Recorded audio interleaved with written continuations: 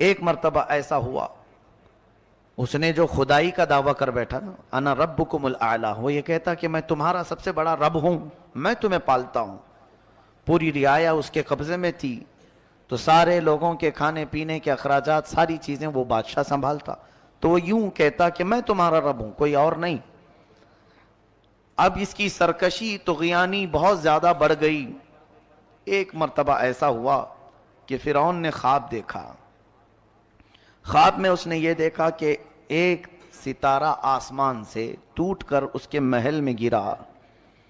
اور اس کا محل اس کی آگ سے جل گیا۔ خواب میں دیکھا تھا، وہ گھبرا گیا، صبح کاہنوں کو بلایا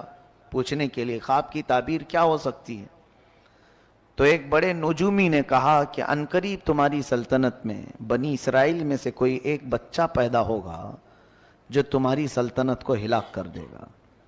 تمہاری بادشاہت کو ختم کرنے کا وہی سبب بنے گا۔ تو اس نے اس بات کو یقینی طور پر لے لیا اور پھر عملی طور پر میدان میں یوں اترا، اعلان کر دیا کل سے جو بھی بچہ پیدا ہوگا اسے زندہ نہیں رکھا جائے گا، لڑکا پیدا ہو تو قتل کر دیتا، لڑکیاں پیدا ہو تو زندہ چھوڑ دیتا، کیونکہ خواب کی تعبیر میں نجومیوں نے یہ بتایا تھا کہ کوئی ایک لڑکا پیدا ہونے والا ہے۔ قرآن میں اللہ فرماتا یذبح ابناءہم ویستحیی نساءہم، بیٹوں کو ذبح کر دیتا تھا اور بیٹیوں کو چھوڑ دیتا، خوف تھا اس کو، تو یہ قتل کا سلسلہ جاری رہا، جو بھی لڑکا پیدا ہو جائے مار ڈالو۔ ایک سال میں اس نے 12,000 بچوں کو قتل کیا